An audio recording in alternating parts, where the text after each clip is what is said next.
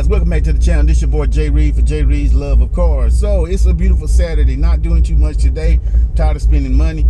But what I am going to do is go to my little spot because I want to do some testing on this converter. So when you're at the track, I keep saying when you're at the track, a lot of things are going on, and if you are new to this or whatnot, sometimes you can't necessarily focus on the stuff that you need to focus on, especially when you're trying to test. And in this case, I need to test how much RPM that I need to launch at. Now it won't be the same thing because I'm on my street tires, but I want to know if I can go to 3,600, 3,000, 2,000, 2,500 or whatever that I can rev this bitch up to when I'm launching. Number one, I want to get that sound familiar to my ear, so I won't necessarily have to look down at my RPMs and I can focus solely on the tree.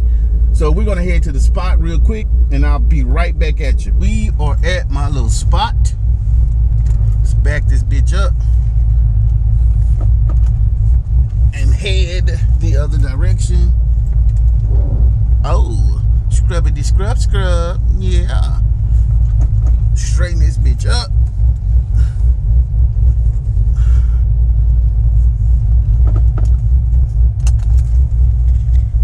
Gotta do a walk around.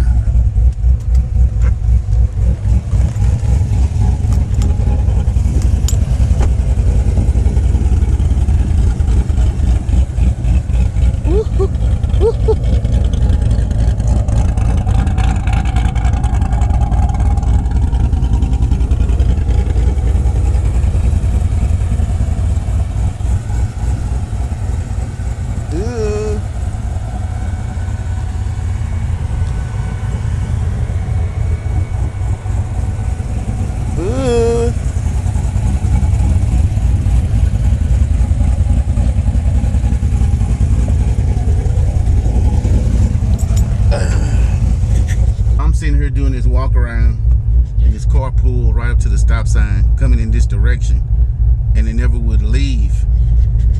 And then right there in the back where you see those white cars at, way back there, that is like a sheriff's department, I don't know what you call it, like a sheriff's department depot. So that motherfucker was sitting and watching, but I was like, we're gonna be watching each other because I ain't going no motherfucking where. Anyway, let's go ahead and get this testing in before I get arrested. We're gonna power brake this bad boy and see what it do.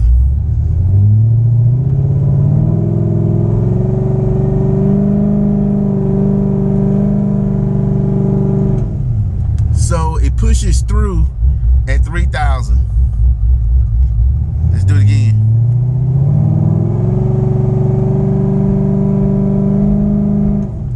So I can get roughly, it's a 3,600 converter, and I can get roughly a little under 3 grand.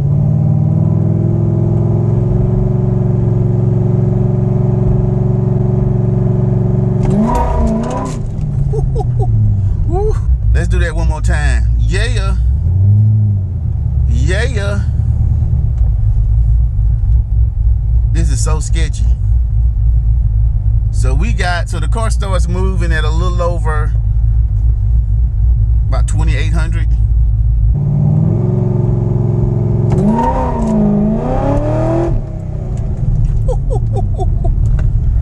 So what did we learn here, folks?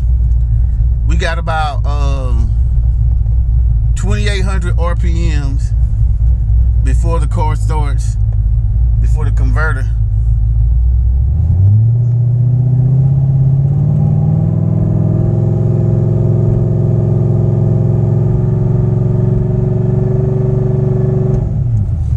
Almost 3K.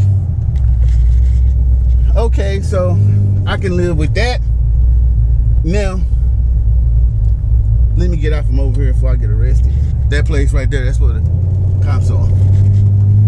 Anyway, so the last time, one thing that I did do the last time at the track, I tested it out, I flashed it. So I left it idle, one foot on the brake, and let off the brake and hit the gas at the same time. And to tell you the truth, my 60 foot was, I think it was a 167. So with that same, so with coming off idle, I still was able to get a pretty decent 60 foot. And it really wasn't that much better. If not, it was the same as when I didn't come off idle.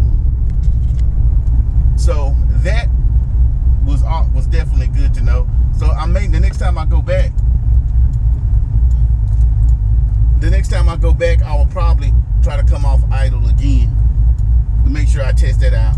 Because whichever way is quicker, that's what I'm going to do. So the question that I get a lot is, what kind of converter do I have? I got a Yank 3600 converter. It was built to order. I just told the shop that I normally go to how I use my car, and they already knew the modifications that I have done to my car because they're the ones that did them. So they know my car like the back of my hand.